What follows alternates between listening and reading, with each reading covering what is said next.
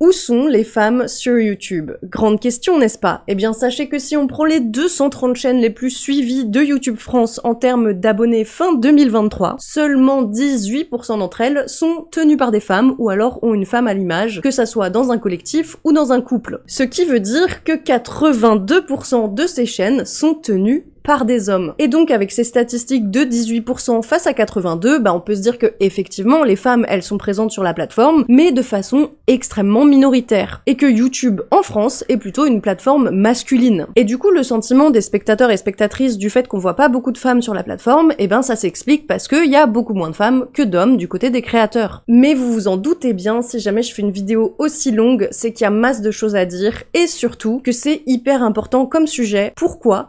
Parce que du côté des utilisateurs de YouTube, en fait on a la parité, on a quasiment 50-50, il y a autant de femmes qui utilisent YouTube que d'hommes. Il y a des études qui nous donnent entre 45% de femmes, des études plus récentes qui donnent 51%, mais on voit bien qu'on est très loin des 18-82% qu'on a eu tout à l'heure. Et donc l'argument que oui, on voit plus d'hommes que de femmes parce qu'il y a plus d'hommes qui consomment la plateforme est un argument faux. Donc ça déjà voilà, c'était important de le préciser, mais en plus de ça, le chiffre que je vous ai donné tout à l'heure de 18% de femmes, on l'a obtenu parce que oui, on a étudié 230 chaînes, ça paraît énorme dit comme ça, sauf qu'en vérité, la 230e chaîne de cette liste a 1,2 million d'abonnés. 1,2 million, ce n'est pas du tout représentatif de ce qui se passe sur la plateforme. Des chaînes comme celle de Domingo, de Magla, de Sirius North, de Manon Bril ou encore d'Aline Dessine ne sont pas dans cette liste. Donc savoir combien il y a de créateurs versus combien il y a de créatrices sur la plateforme YouTube en France n'est en fait pas calculable. Et YouTube ne donne pas accès à ces chiffres. Donc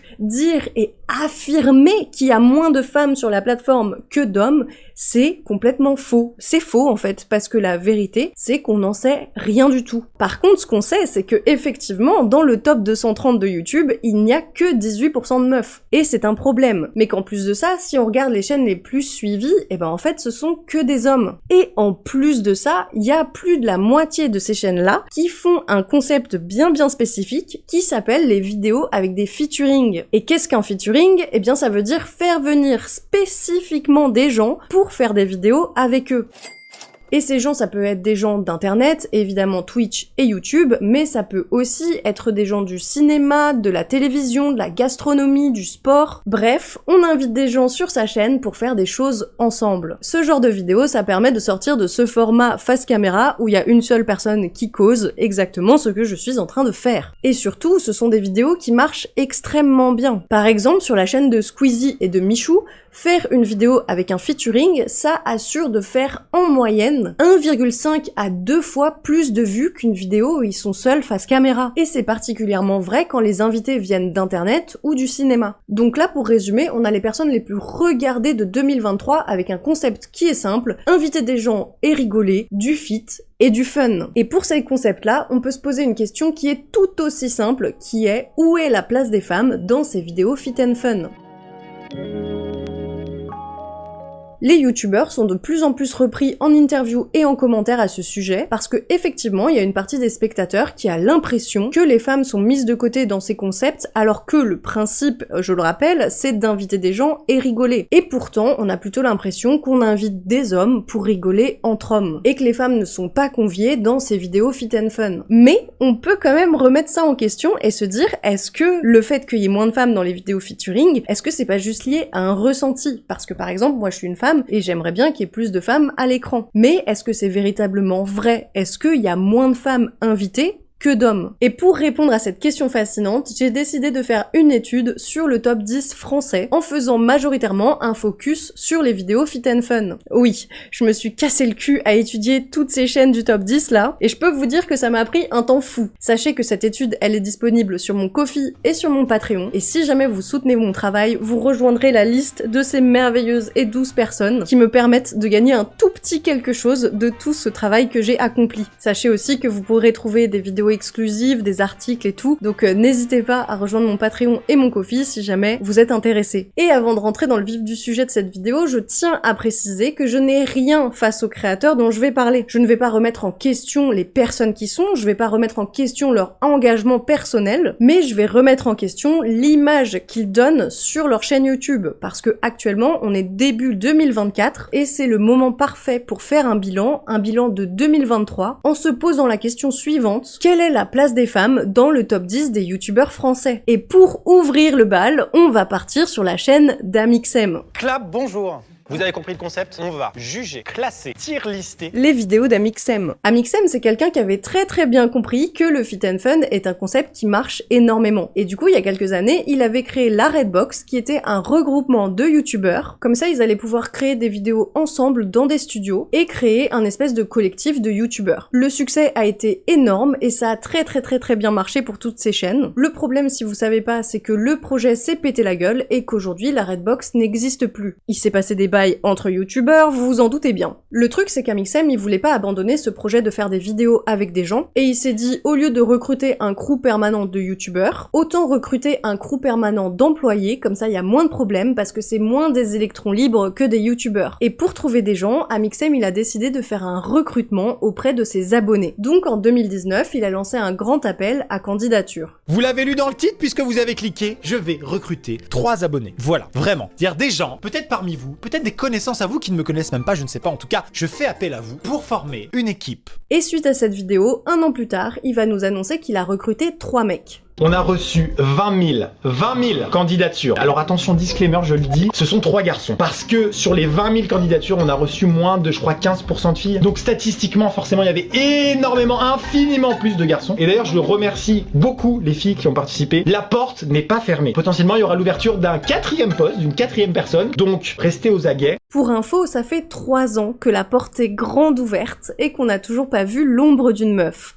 Et là, bien sûr, la facilité, ce serait de remettre la faute sur les femmes et de dire que si jamais elles voulaient être représentées dans les vidéos d'Amixem, elles n'avaient qu'à postuler. Sauf que moi, j'ai envie de prendre le problème à l'inverse et de dire que Amixem et ses équipes, ils ont reçu 15% de candidatures féminines, c'est un miracle, parce que je ne sais pas comment ces meufs se sont imaginées pouvoir rejoindre le Boys Club qu'est la chaîne d'Amixem. Et sachez que tout ce que je dis, j'aimerais beaucoup que ça soit une exagération, sauf que c'est pas du tout le cas. Parce que la dernière fois qu'on a vu une meuf sur la chaîne d'Amixem, c'était le 19 novembre 2021. Ouais, ça fait longtemps. Et bien sûr, je précise que là-dedans, je n'ai pas compté les abonnés qui viennent participer aux vidéos d'Amixem. Moi, je prends en compte les featuring, c'est-à-dire de faire venir quelqu'un spécifiquement sur sa chaîne pour faire des vidéos ensemble et pour mettre aussi leur travail en avant. Sachez donc que ça fait plus de 3 ans qu'il n'y a pas eu une décision pareille pour mettre en avant une femme. Et en ayant en tête ces chiffres, je me suis posé une autre question qui était, mais attends, sur l'entièreté de la chaîne d'Amixem, combien il y a eu de vidéos avec des femmes très exactement? Et finalement, le calcul a été assez rapide parce que en 2019, il y a eu Swan Périssé et aussi il y a eu Jenny du Monde à l'envers qui d'ailleurs n'est jamais venue seule, elle était toujours accompagnée de Valentin. Et du coup, Jenny, elle est venue 2 fois sur la chaîne d'Amixem en 2016 et 2017. Donc il y a eu 2 youtubeuses, Swan Périssé et Jenny, et il y a eu aussi une chanteuse, Colline, qui a été invitée en 2021. Et c'est la dernière femme à avoir été invitée. C'est donc uniquement 4 vidéos sur 941 à l'heure où je tourne cette vidéo. 4 vidéos sur 941 où il y a une femme en featuring. Ça me dégoûte. Donc quand je vous disais tout à l'heure que la chaîne d'Amixem c'était un véritable boys club, j'espère que vous comprenez mes paroles désormais, et que vous comprenez aussi à quel point quand on prend du recul et qu'on repense aux candidatures et qu'il y a eu 15% de meufs, c'était un véritable miracle. Je ne sais pas comment encore aujourd'hui ces meufs se sont imaginées pouvoir apparaître sur cette chaîne. Et encore une fois, je précise que si sa chaîne c'était simplement de parler face caméra et de présenter des trucs, il y aurait aucun souci à ce qu'il n'y ait pas de meufs. Sauf que là, la racine, la quintessence de son contenu, c'est d'avoir des gens autour de lui et de faire des trucs. Et il a même recruté des gens pour former un crew. C'est donc le but même de sa chaîne, d'avoir des gens autour de lui et de faire des trucs, des concepts et tout. Sauf que la chaîne d'Amixem, c'est avoir des mecs autour de lui et il y a jamais de meufs. Et je le précise aussi, Amixem c'est la seule chaîne pour laquelle j'ai compté l'intégralité des vidéos avec des femmes, parce qu'en même temps, compter 4 vidéos sur 941, c'était pas très compliqué. Et du coup, pour toutes les autres chaînes, je me suis vraiment concentrée sur 2023, Sauf que vous allez voir que le bilan, malheureusement, n'est pas joli et qu'il n'y a aucune de ces chaînes qui respecte la parité. Le concept commence maintenant, n'hésitez pas à vous abonner à la chaîne de tous les gars, à laisser un petit like sur cette vidéo, à vous abonner également à la chaîne, et puis on est parti. Bah déjà, qui commence? C'est le dernier qui dit pluc. Tu commences.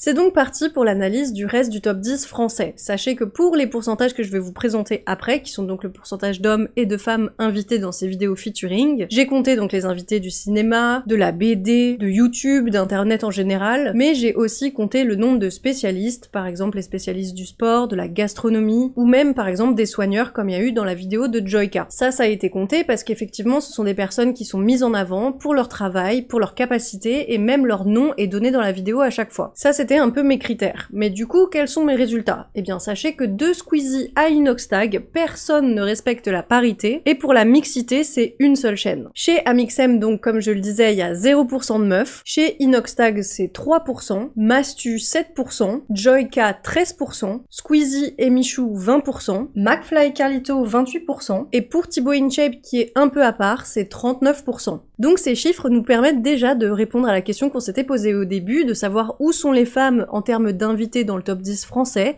Eh bien elles sont pas vraiment là, comme vous pouvez le constater. Parce que hormis pour Thibaut InShape, il y a jamais moins de 70% d'hommes. Et donc si le spectateur moyen a l'impression qu'en featuring il y a jamais de femmes qui sont invitées, et bah c'est la vérité quoi. Les femmes ne sont pas invitées dans le top 10 français, les femmes ne sont pas conviées dans les vidéos fit and fun. Parce que la parité n'est respectée par aucune de ces chaînes, et que la mixité non plus, hormis pour la chaîne de Thibaut, dont je parlerai plus tard, mais ça veut quand même dire que ces contenus vidéo qu'on regarde parmi le top 10 français ne sont pas mixte. Alors petit aparté quand même, la parité c'est 50-50, ça veut dire qu'il y a autant de femmes invitées que d'hommes, et la mixité c'est 70-30. Ça peut être 30% de femmes et 70% d'hommes, ou 30% d'hommes et 70% de femmes. Et là bien sûr vous pouvez vous demander mais pourquoi c'est si important d'avoir la parité ou la mixité? Eh bien il faut savoir que premier point important, le sexisme en France chez les jeunes ne recule pas. Et ça c'est pas moi qui l'invente, c'est le Haut Conseil de l'égalité homme-femme en France qui a sorti un rapport fin 2023, et les chiffres qu'il présente,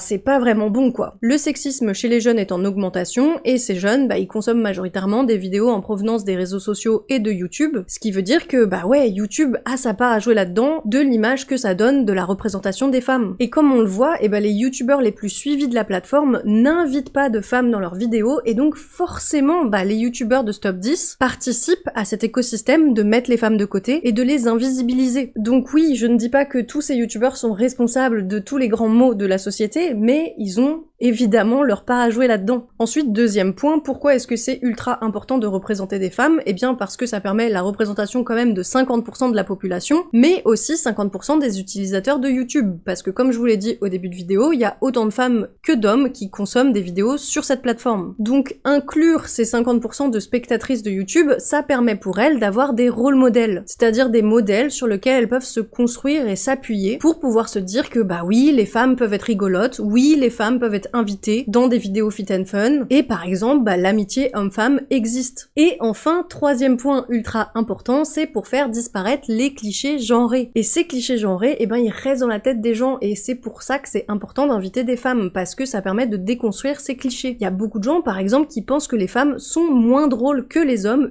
uniquement à cause de leur genre. Donc, inviter des femmes dans ces vidéos, ça permet de montrer d'autres choses, d'autres modèles. Et donc, ça permet aux femmes de se construire, mais ça permet aussi aux hommes de réaliser et de comprendre que oui, les femmes, c'est pas juste une entité qu'on appelle femme, mais que chacune sont très différentes les unes des autres. Donc c'est important de réaliser ça en tant que créateur, mais aussi en tant que spectateur, et de faire en sorte que ces clichés soient démolis. Est-ce que on est contre eux? Ouais. Allez, bouh, les nuls. Bande de merde.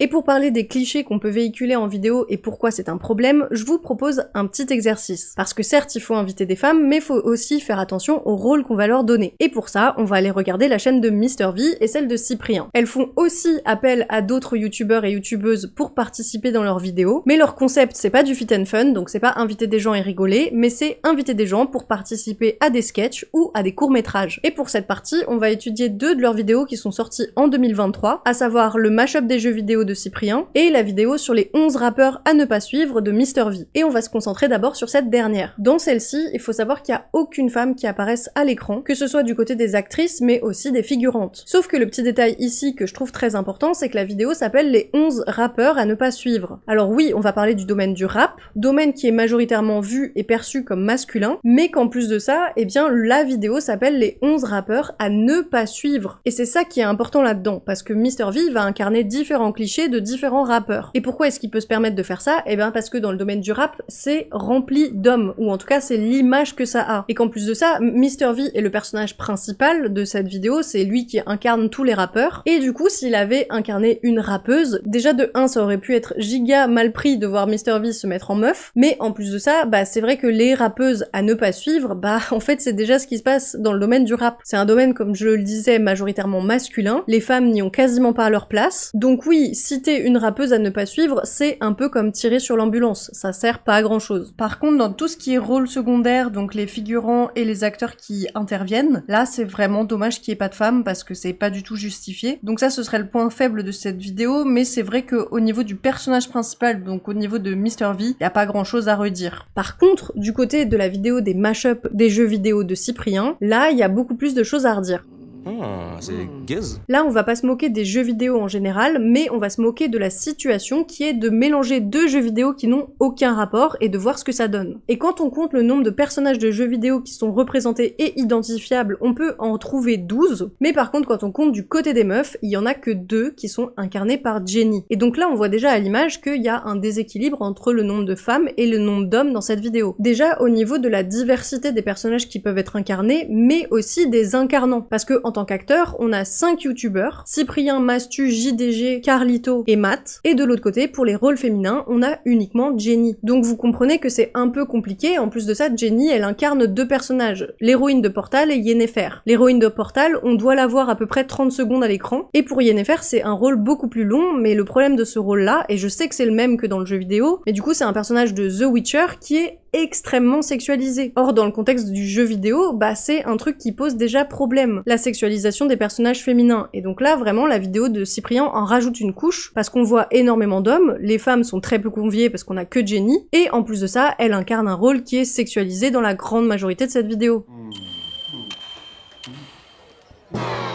Incorrect. Alors c'est pas une vidéo totalement incorrecte, il y a des choses bien, encore une fois je ne critique pas la personne qu'ils sont, je critique pas leur humour et tout, je critique juste qu'est-ce qu'ils ont fait des femmes dans leurs vidéos. Et là j'ai pris les vidéos de Cyprien et de Mr V en exemple, mais j'aurais pu prendre n'importe qui. Par exemple chez Squeezie, je trouve ça ultra dommage que toutes les histoires qui nous racontent de personnages absolument étonnants, ce soit quasiment que des mecs. Il me semble d'ailleurs qu'en 2023, il a parlé que d'hommes. Parce que oui, il faut se poser la question en tant que créateur et créatrice de pourquoi est-ce qu'on met des femmes, où est-ce qu'on met des femmes et quel rôle on va leur donner. Encore une fois, faire attention à quelle image on veut donner de sa chaîne en tant que créateur ou créatrice. Et en parlant de créatrice, là on va faire un retour en arrière dans les vidéos Fit and Fun en se centrant uniquement sur la place des influenceuses. Non, je suis très énervée. Hein ? J'ai envie de gagner. Ouais, elle l'assume en plus, tu vois. Mais c'est terrible de dire ça, parce qu'en fait, ça me met encore plus de pression. Ici, on est dans la partie influenceur-influenceuse, et si tout à l'heure on prenait en compte tous les invités de peu importe leur milieu, là ça va majoritairement se centrer sur internet. Donc si on reprend la totalité des vidéos Fit and Fun de 2023 du top 10 de YouTube, il faut savoir qu'il y a 77 invités différents. Et dans ces 77 personnes, il y en a 12 qui sont des femmes et 65 qui sont des hommes, ce qui représente 15% d'influenceuses face à 85% d'influenceurs. Ce qui veut donc dire déjà que les chiffres n'étaient pas très hauts quand on prenait la totalité des invités, mais alors là, côté influenceur-influenceuse, l'écart est encore plus grand. Commençons par la chaîne d'Inox, et si jamais vous vous en souvenez, tout à l'heure, on a vu qu'il y avait 3% de femmes dans les invités totales, et il faut savoir que dans ces 3%, en fait, ça représente que 2 invités différentes, qui sont Pidi et Magla. Et Pidi, c'est un cas assez particulier, parce qu'en fait, elle apparaît dans très peu de vidéos d'Inox, et surtout, en fait, son rôle est extrêmement mineur, on l'entend très peu prendre la parole. Souvent, elle est là pour quelques minutes dans des vidéos de 1 heure. C'est par exemple le cas dans la vidéo du calendrier de l'Avent de Inox, où il y a plein de youtubeurs différents qui vont venir, qui sont que des mecs qui sont ultra mis en avant, et à la toute fin, on a Pidi qu'on entend parler, genre vraiment, je pense, 3 phrases. C'est le meilleur cadeau qui existe, je pense que j'ai trouvé le meilleur cadeau pour vous trois. Ah mais c'est genre un truc Mathieu. C'est un truc pour vous trois. Dragon Ball Z. Toi t'es Vegeta, elle c'est Bulma, et lui c'est Sangoku. C'est le Vegeta. Et donc sur la chaîne d'Inox, eh ben, on peut constater qu'en mise en avant, il y a vraiment eu que Magla. Notre reine à tous, ici-bas, Magla. Donc ouais, chez Inox, la représentation de la femme, compliquée quoi. Ensuite, prenons la chaîne de McFly et Carlito, il y a 15 influenceurs différents qui ont été invités, contre seulement 3 influenceuses, à savoir Natou, Gaël Garcia Diaz et Jenny. Donc si on n'était pas loin de la mixité quand on prenait la totalité des invités chez McFly et Carlito, là, côté influenceur et influenceuse, l'écart est beaucoup plus grand, parce qu'on a seulement que 17% d'influenceuses, face à donc 83% d'influenceurs. Après voilà, je sais aussi que McFly et Carlito, ils ont passé une grande partie de leur année 2023 à ne pas poster de vidéos et à faire une pause. Et ben du coup pour 2024 les gars, au lieu de réfléchir et tout, j'aimerais que vous mettiez en action certaines de vos pensées, qui est de peut-être inviter plus de meufs dans vos vidéos et surtout à inviter vos collègues influenceuses. Et finalement, à quand des concepts d'ouverture de cartes Pokémon avec Miss Jirachi ou alors à boire de l'eau déminéralisée avec Sananas. Franchement, c'est des concepts que j'adorerais voir et les mecs, on n'est pas loin de la mixité sur votre chaîne, donc faites un petit effort et surtout encore une fois, invitez des influenceuses. Elles mérite aussi d'être mise en avant sur une aussi grosse chaîne qu'est la chaîne de McFly et Carlito. Pourquoi pas me challenger et essayer de le reproduire à la maison. Et ensuite, d'un côté un peu moins réjouissant, ben on a la chaîne de Mastu et de Joyka, et je vous avoue que je m'attendais pas à ces chiffres. Chez Joyka, il y a eu 18 mecs qui ont été invités face à seulement 2 meufs, Océane et Magla. Ce qui fait qu'au total, il y a eu seulement 10% d'influenceuses face à 90% d'influenceurs. Et de l'autre côté, chez Mastu, il y a eu 8 mecs qui ont été invités face à une seule meuf qui est Magla, ce qui donne 11% d'invités féminines face à 89% d'invités masculins. Et je sais aussi que là, Mastu, Joyka, il y a beaucoup de changements qui arrivent, il y a la fermeture du lot et tout,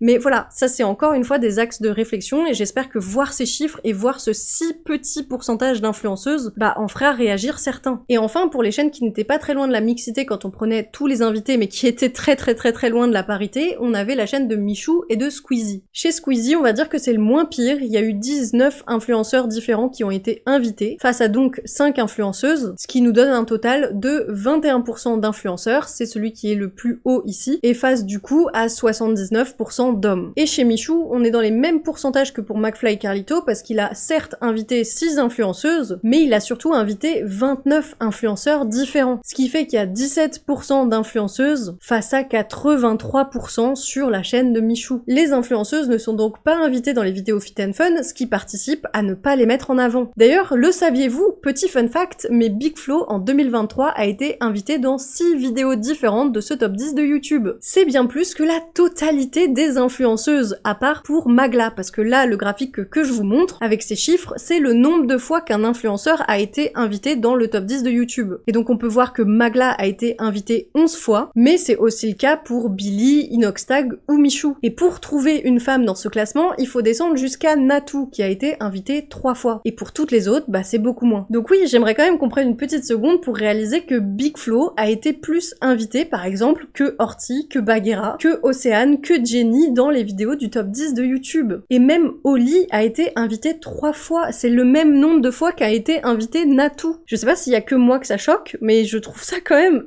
horrible. Enfin, je trouve ça horrible.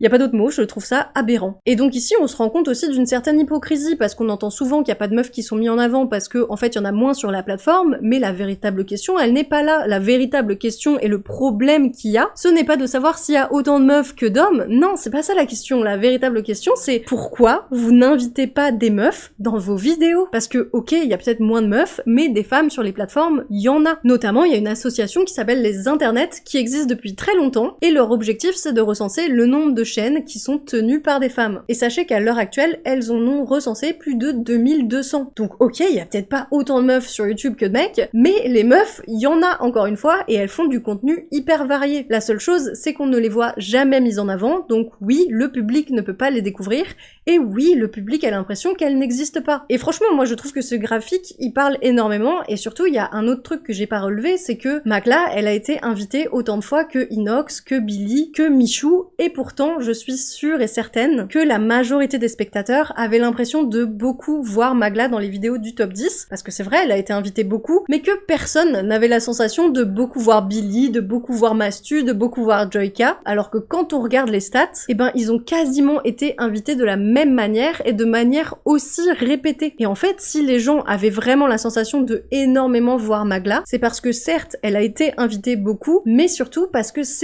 une femme, et qu'en fait, la présence de Billy ou Mastu n'est pas du tout perçue pareil que la présence de Magla. Et pourquoi? Eh bien parce que le féminin n'est pas vu comme le neutre. Et c'est pour ça que dès qu'on invite Magla, eh ben elle est pas considérée comme un invité normal, je dirais, mais elle est considérée comme une femme et comme une meuf qu'on met pour remplir un espèce de quota. Alors que en vérité, tous les youtubeurs qui invitent Magla, c'est sûrement pas ça à quoi ils pensent. Mais en fait, c'est ce qui se passe. Mais surtout, chers influenceurs, je vais vous dire quelque chose, inviter uniquement une meuf dans une vidéo où il y a plein de mecs, ça ne résout aucun problème. Et pourquoi? Eh bien, sachez que je pourrais appeler ça le syndrome de Magla, mais en fait, ce problème a un autre nom, ça s'appelle le syndrome de la Schtroumpfette. Celui-là sera pour le Schtroumpf costaud.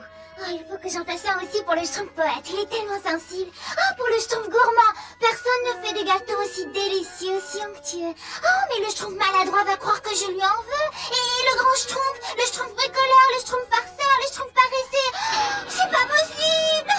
Dans les Schtroumpfs, alors vous connaissez sûrement cette BD, dedans il y a plein de personnages différents et il faut savoir qu'il y en a un peu pour tout. Il y a des Schtroumpfs colériques, à lunettes, costauds ou rigolos. Et tous ces personnages, on sait que ce sont des Schtroumpfs masculins, et comment est-ce qu'on le sait? Eh bien parce que en opposition avec les Schtroumpfs, il y a la Schtroumpfette. Et la Schtroumpfette, elle est seule au milieu de tous ces mecs, et elle n'a aucun autre qualificatif que celui d'être une femme, avec tous les clichés qui vont avec. C'est-à-dire qu'il faut qu'elle soit douce, belle et gentille. Magla, c'est la Schtroumpfette au milieu des Schtroumpfs. Et alors je sais que pour ce point-là, vous pouvez vous dire « Ok, c'est super, mais du coup, si inviter Magla ça suffit pas, qu'est-ce qu'il faut faire ?» Eh bien sachez que j'ai envie d'apporter ma petite pierre à l'édifice, parce que ça ne sert à rien de faire un bilan de 2023 sans apporter des solutions, sans apporter des axes de réflexion. Parce que mon objectif avec cette vidéo, c'est pas de parler pendant 45 minutes, c'est d'expliquer à vous, chers spectateurs, vous, chers youtubeurs, créateurs et tout, quelle était la situation en 2023, mais surtout, qu'est-ce qu'on peut faire dans le futur pour que tout le monde s'améliore. Le premier conseil, ce serait de faire passer le mot auprès de vos équipes, parce que tout le monde a des sensibilités différentes, mais si vous précisez bien que c'est quelque chose d'important, c'est un point à respecter pour 2024 et pour le futur, bah forcément tout le monde aura cette même ligne directrice, et tout le monde saura que bah oui, la mixité c'est important, la parité aussi, et qu'il faut faire un maximum pour le respecter sur sa chaîne. Et parce que aussi, parfois, quand on a la tête dans le guidon, bah on se rend pas trop compte de ce qu'on crée et de ce qu'on fait, et on se rend pas compte non plus que le fait de n'inviter que des mecs, ou alors qu'une seule meuf dans ces vidéos, ça soit quelque chose de répété et de systémique. C'est pas que le problème de un seul youtubeur qui n'invite pas de femmes, en fait c'est un problème qui est global, et c'est pour ça que ça pose problème, et c'est pour ça qu'il faut changer ça à la racine, et donc en parler à vos équipes et faire en fait réaliser à tout le monde qui crée des vidéos avec vous que effectivement il y a un problème, et ben ça permettra d'avancer. Ensuite, deuxième point qui est en lien avec tout ça, c'est que il est possible que vous ayez mal jugé vos collègues youtubeuses. En effet, les clichés, les ragots sur les femmes se propagent extrêmement bien et extrêmement vite. En effet, il est facile de les qualifier de sorcières ou de connasses, donc n'hésitez pas à prendre les sons de cloche de différentes personnes pour savoir si, effectivement, cette femme est à blacklister ou non. Et surtout, je dois vous avouer que faire des vidéos avec une sorcière, ça sera peut-être mieux qu'avec des violeurs. Je dis ça, je dis rien. Troisième point, le harcèlement. Alors écoutez-moi bien, mais le harcèlement ne doit pas être une excuse pour ne pas inviter de femmes dans ces concepts. C'est très souvent que j'entends des influenceurs dire j'ai pas voulu inviter de femmes dans tel ou tel événement parce que j'avais peur qu'elles se fassent harceler. Mais sachez déjà que ces femmes-là, si elles ont un minimum de notoriété, c'est ce qui va se passer de toute manière. Donc ne pas les inviter dans des concepts, c'est absolument pas constructif. Et là, je vais m'adresser majoritairement aux youtubeurs, mais si vous organisez un événement ou une vidéo où vous invitez des femmes ou des hommes et que derrière, il y a un harcèlement massif ou même un harcèlement qui se met en place, c'est votre responsabilité en tant que déjà chef d'entreprise, mais aussi en tant que représentant de personnalités publiques qui représentent l'événement, de prendre la parole et de défendre les personnes harcelées et surtout de condamner le harcèlement. On ne peut plus en 2024 se permettre de juste se taire, parce que se taire, c'est valider le sexisme. Et j'aimerais vous citer une phrase du rapport de 2023 sur l'état du sexisme en France qui dit que l'opinion reconnaît et déplore l'existence du sexisme mais ne le condamne pas en pratique. Et ça, il faut que ça change du côté des créateurs et créatrices de contenu. Et surtout, créateurs, prenez la parole sur les plateformes sur lesquelles vous avez le plus de visibilité parce que c'est important que l'intégralité de votre public l'entende. Parce que malheureusement, les chiffres le montrent, il y a un vrai clivage entre hommes et femmes qui commence à s'installer et qui ne fait que grossir d'année en année. Les femmes tendent de plus en plus à aller vers des idées progressistes, tandis que les hommes, eux, c'est complètement l'inverse. Et malheureusement, dans ces schémas-là, eh bien, la parole des femmes n'a aucun poids. Et c'est pour ça que les hommes doivent prendre la parole pour pouvoir parler aux autres hommes et que surtout, ces idées-là soient écoutées. Et on a le cas très récemment avec l'influenceuse Chloé, qui malheureusement subit une vague de harcèlement énorme parce qu'elle a réagi à un créateur sur TikTok. Et pourquoi je vous parle de ça? Eh ben parce que suite à la vague de harcèlement que Chloé s'est pris, il y a Squeezie qui a réagi en tweet pour condamner tout ça, pour condamner le harcèlement, pour condamner cette misogynie. Et il faut savoir que c'est que à partir de ce moment-là que les grands médias se sont intéressés à l'affaire parce que malheureusement, la parole d'une Chloé ou d'un Squeezie n'a absolument pas le même poids. Et que Chloé, elle a beau avoir fait des vidéos explicatives, ça n'aura jamais la même valeur aux yeux de la société qu'une parole d'un Squeezie qui a mis seulement un tweet. Donc c'est pour ça que c'est important parce qu'il y a une vraie, malheureusement, différence de parole entre les deux. Et on aimerait que ce soit pas le cas, mais c'est la vérité. La parole des femmes est toujours remise en question et actuellement, il faut que les youtubeurs prennent conscience de ça et agissent. C'était donc ma petite liste de conseils. Évidemment, elle n'est pas exhaustive, donc si jamais vous avez des choses à rajouter, n'hésitez pas à le faire en commentaire. Et si vous n'avez rien à dire, laissez-moi vous prendre encore quelques minutes de votre temps pour reparler de 2023, mais cette fois-ci d'un côté positif, et voir qu'est-ce qui s'est passé pendant cette année qui était intéressant à relever. Déjà, il y a quelqu'un du top 10 de YouTube dont je n'ai pas parlé depuis le début de cette vidéo, qui est Thibaut InShape. Et la grande majorité désormais de son contenu, ce sont des interviews. Parce qu'effectivement, sur sa chaîne en 2023, il y a eu 25 interviews face à 8 vidéos sur le sport. Et ça a vraiment pris en 2023 et j'étais assez déjà choquée de voir ce retournement parce que c'est vrai que la chaîne de Thibaut je la suis plus donc ça a été une découverte. Et aussi j'ai découvert quand même que dans ces interviews il y a quasiment la parité en termes d'invités, mais en plus de ça, côté femmes, il y a eu des sujets quand même qui étaient extrêmement durs qui ont été abordés, dont les noms et les mots ont été cités, genre pour une fois il n'y a pas eu des bips pour parler de ce genre de sujet. Donc ouais, ça c'était quand même cool sur la chaîne de Thibaut. Alors je sais qu'il y a plein d'autres polémiques par contre autour de son contenu, de cette personne et tout, mais là je parle vraiment de ce que j'ai pu voir de sa chaîne, et il n'y a pas que du mauvais en fait. Il y a des trucs assez bons à prendre, et notamment j'ai été choquée par ces 2 vidéos, et je dis choquée, c'est pas le bon terme, mais en gros j'ai été surprise de voir ça sur sa chaîne, et je trouve ça encore une fois très positif. Par contre, un truc un peu négatif, j'avais dit que j'arrêtais de critiquer, mais comme j'avais pas parlé de Thibaut, je le fais maintenant, mais du coup, un truc assez négatif sur la chaîne de Thibaut, c'est que niveau sport en 2023, on a vu les femmes pour l'équitation, mais après ça a été majoritairement des mecs, et du coup comme la chaîne de Thibaut est d'abord de base connue pour le sport, j'ai trouvé ça un peu dommage qu'en 2023, on voit pas plus de femmes athlètes. Ça aurait été cool, donc voilà, peut-être en 2024 pour les JO, je suppose que Thibaut a plein de choses de prévues, qui sait, nous verrons bien. Sinon, en 2023, sur la chaîne de Joyka, il y a Océane qui a été invitée et j'étais trop contente. Parce que cette meuf-là, on la voit pas beaucoup mise en avant par des mecs et du coup, c'était trop cool de la voir avec Joyka. J'ai trop kiffé. Puis après, pour parler aussi de feat un peu surprenant, il y a eu Amixem qui est passé sur la chaîne de Amy Plante. Et du coup, ils ont fait une vidéo ensemble et là encore, trop bien, faites ça parce que j'ai parlé depuis le début de faire des featuring sur la chaîne de ces gros youtubeurs, mais c'est aussi important de faire des featuring sur les chaînes des youtubeuses. Donc ça, trop bien, continuez les feats comme ça fait plaisir. Il a dit ah.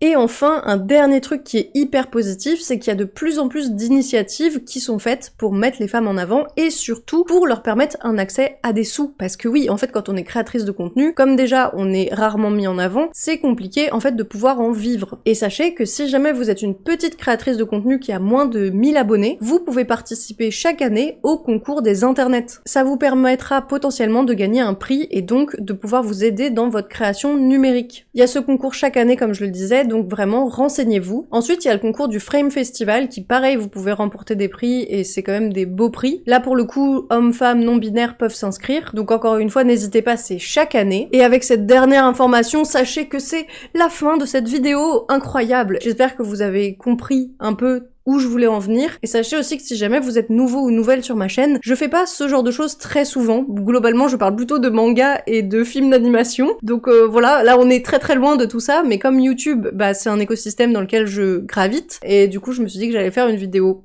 Voilà. Et donc on est là, mais ça fait depuis janvier que je traîne cette vidéo, donc là elle est enfin terminée, enfin une épine dans le pied dans le moins. Ça voulait rien dire, c'est pas grave. Écoutez, il est temps de conclure, et pour ça je vous dirais, n'hésitez pas si jamais vous avez beaucoup d'argent à donner sur mon Patreon et mon Ko-fi. Voilà, je vous remercie, et puis à bientôt.